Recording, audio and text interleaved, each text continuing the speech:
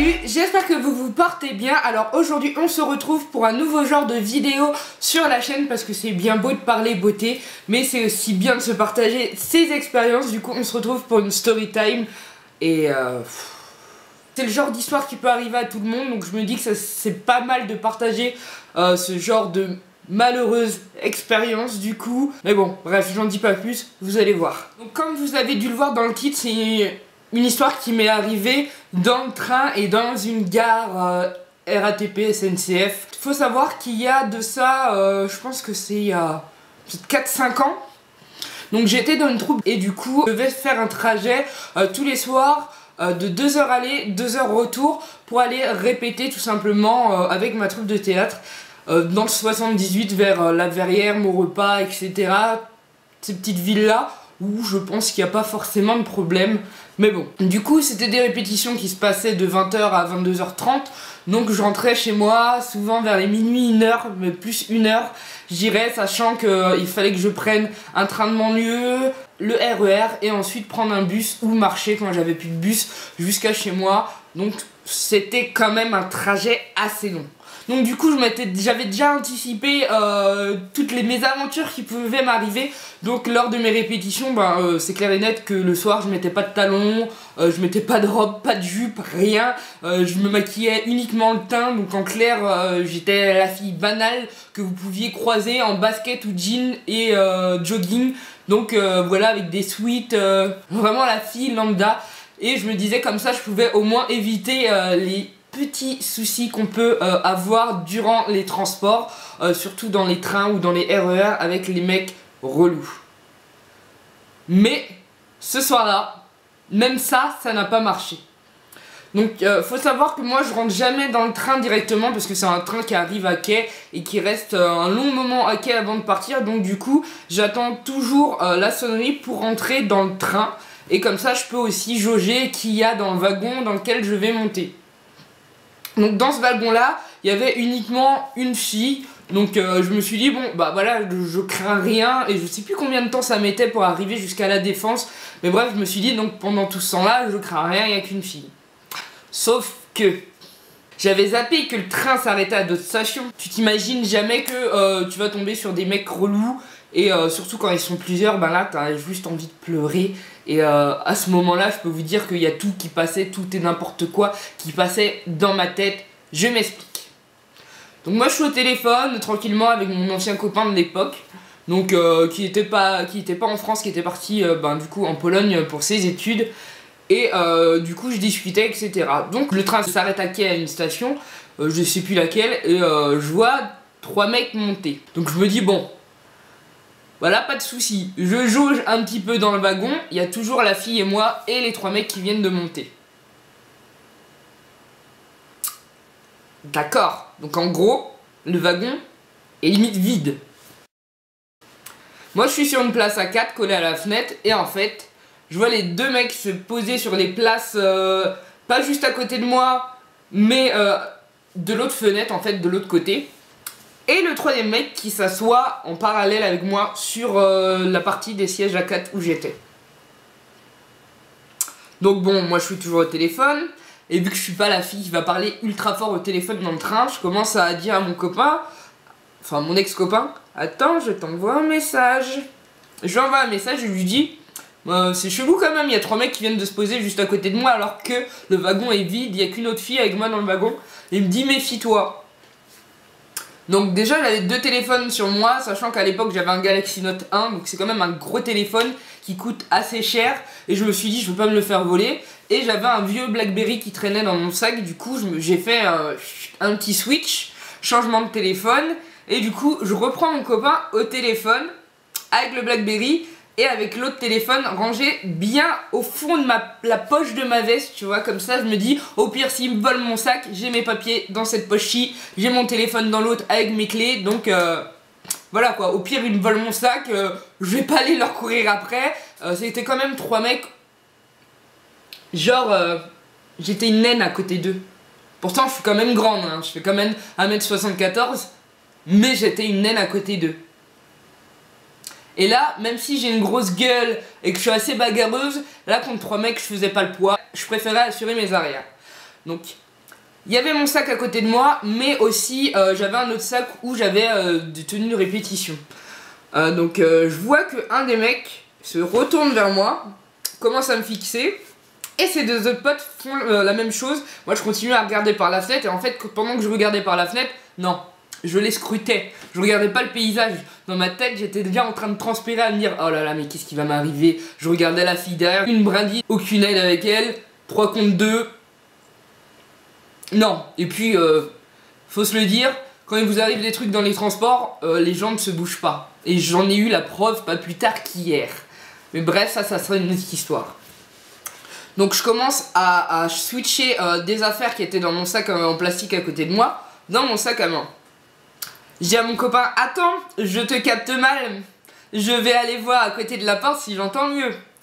Je laisse le sac, sachant que dans le sac il devait rester peut-être des emballages, des vêtements, etc. Mais ça ils avaient pas vu étant donné que c'était caché dans le coin qui était entre moi et la fenêtre. Du coup ils pouvaient pas voir ce qu'il y avait dans mon sac. Et je me dis je vais le laisser comme ça, les mecs vont penser que je vais revenir m'asseoir une fois que j'aurai fini mon appel téléphonique. Du coup, pendant que je me lève, je vois qu'ils me regardent, ils me guettent. Je me dis bon, descends les marches, mets-toi à côté de la porte et regarde s'il n'y a pas d'autres gens dans le wagon, dans l'étage inférieur du wagon où t'es. Personne. Donc déjà les mecs, on était 2 dans un wagon complet à 2 étages. Donc déjà si les mecs s'assoient à côté de toi, c'est qu'il y a un souci. Bref. Donc du coup, pendant que je suis au téléphone, je suis en train de dire à mon copain, attends, je vais regarder si les portes s'ouvrent pour passer d'un wagon à un autre. Le coup de chance. Quand je vous dis le coup de chance, les portes s'ouvrent. Je fais quoi? Ben forcément, je change de wagon, advienne que pourra, je me dis, au pire, si je tombe dans un wagon qui est bondé, ils vont rien faire. Je crains rien jusqu'à la fin de mon trajet. Donc du coup, je change de wagon et je vois il y a plein de papas, de mamans et tout ça, et je m'assois parmi toute la foule. Là pour le coup, je me suis dit, ah non, je vais pas rester tout seul, je le sens mal. Là, je m'assois parmi toute la foule. Qu'est-ce que je vois? Je vois les 3 mecs passer les uns après les autres à travers la porte pour changer de wagon. Et je les vois me chercher et ils montent à l'étage supérieur au départ. Donc moi qu'est-ce que je fais? Je me laisse glisser. Et quand je vous dis que je me laisse glisser, je me laisse glisser. Genre limite on devait voir que ma mèche comme ça, tu vois, en mode je veux pas qu'on me grille. Et je bouge plus. Sachant que je suis sujette à des crises de panique, genre spasmophilie ou tétanie, je me suis dit faut pas que je commence à paniquer. Donc sois zen, cache-toi, rien ne va se passer. Ils cherchent en haut, à mon avis, étant donné que je les voyais pas. Et en fait, à un moment donné, je sens quelqu'un qui me fixe, je tourne ma tête et je vois un des mecs planté au plein milieu du wagon et qui me fixe. Il me fixe. Je fais bon, il va pas oser. Il n'ose pas. Parce qu'il voit que le wagon est tellement blindé, il n'ose pas venir me parler. Et je me dis, Dieu merci. Merci, je suis sauvé. C'est pas tout. On arrive enfin à la défense, terminus. Donc moi, en mode panique, je passe ma tête comme ça. Je regarde, droite, gauche. Ils sont pas là. J'attends encore, je laisse tout le monde descendre, je les vois descendre et je me dis, ça y est, je peux y aller. Donc je descends les escaliers pour arriver dans la gare même de la Défense. Parce que là c'était un train de surface du coup, donc c'était en haut on va dire, bref. Et du coup... je les vois passer là où on doit passer automatiquement nos cartes orange, ou nos tickets et tout pour sortir et avoir accès aux autres trains, mais les trains type RER. Donc je me dis déjà, merde, ils vont prendre le RER A. Donc je me dis, moment de panique. Je les laisse passer. Et là je me mets à courir, je passe ma carte orange et je me jette limite dans l'escalator. Et là j'entends, viens là, viens là. Je me retourne, je vois que c'est eux, je détale dans les escalators, mais je cours, ils sont là, Bounty.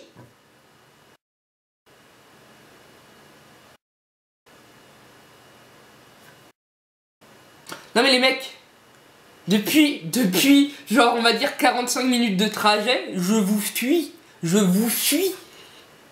Vous me pourchassez, vous m'appelez, vous croyez vraiment que je vais m'arrêter? Mais des fois tu... Bref. Donc je continue à courir sur le quai, mes moments de panique ultime, parce que je vois des gens sur le quai, les gens me voient, parce que forcément j'étais pas discrète en train de courir comme une forcenée alors qu'il n'y avait pas du tout de RER à l'approche.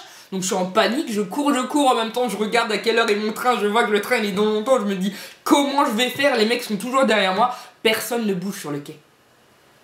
Quand je vous dis personne ne bouge, mais vraiment personne. Et là je me dis non, faut que je trouve quelqu'un, et là je vois un Renoir. Mais genre le Renoir quoi, le gabarit ultime. J'arrive à côté de lui. Excusez-moi monsieur, on se connaît pas mais vous allez faire comme si vous me connaissiez. Depuis tout à l'heure il y a les trois mecs derrière qui sont en train de me pourchasser et je sais pas comment faire et je connais personne d'ici. Et là je commence à paniquer et je sais pas s'ils veulent m'agresser mon téléphone ou je sais pas quoi, mes papiers, mon argent, je sais pas. Aidez-moi, faites comme si vous me connaissiez et machin jusqu'à temps que le RER il arrive. Et le mec il me répond bah vas-y reste à côté de moi. Et là je fais comme si, tu sais les gros sourires genre là, it's my friends, je le connais, vous pouvez plus me rien faire.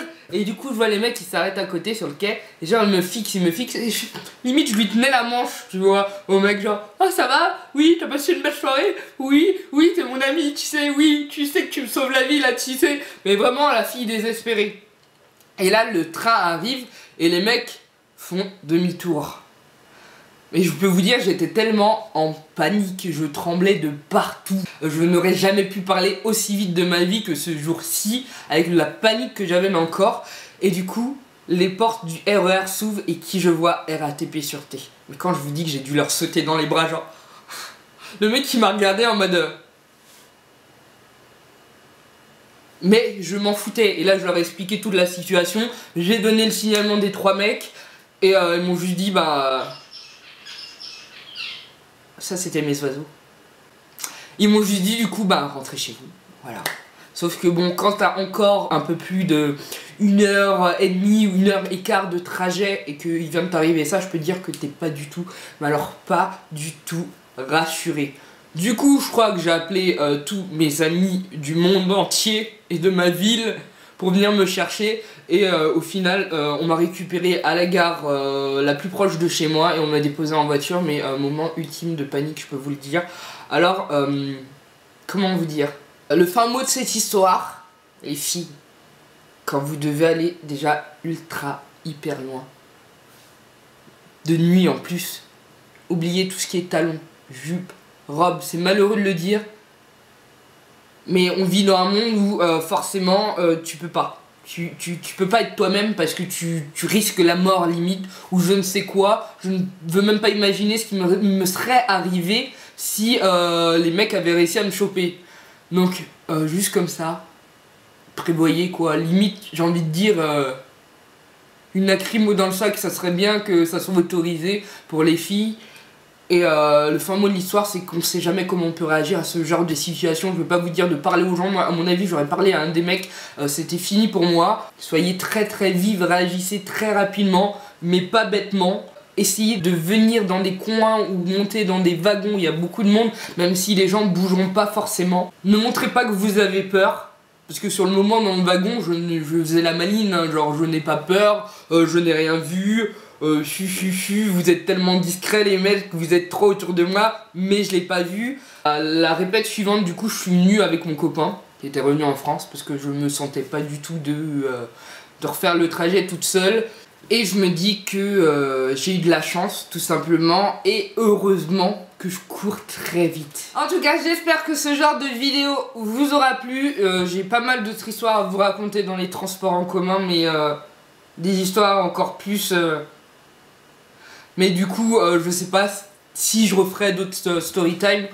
Dites-moi si ce genre de vidéo vous plaît ou non. En tout cas, je vous fais d'énormes bisous. Je vous dis à très bientôt. N'hésitez pas à liker la vidéo si ça vous a plu. Et n'oubliez pas que vous avez un concours en cours sur la chaîne et sur mon blog. Et je vous fais d'énormes bisous. Ciao. Pour une sélection de produits bio et naturels à moins de 10 €.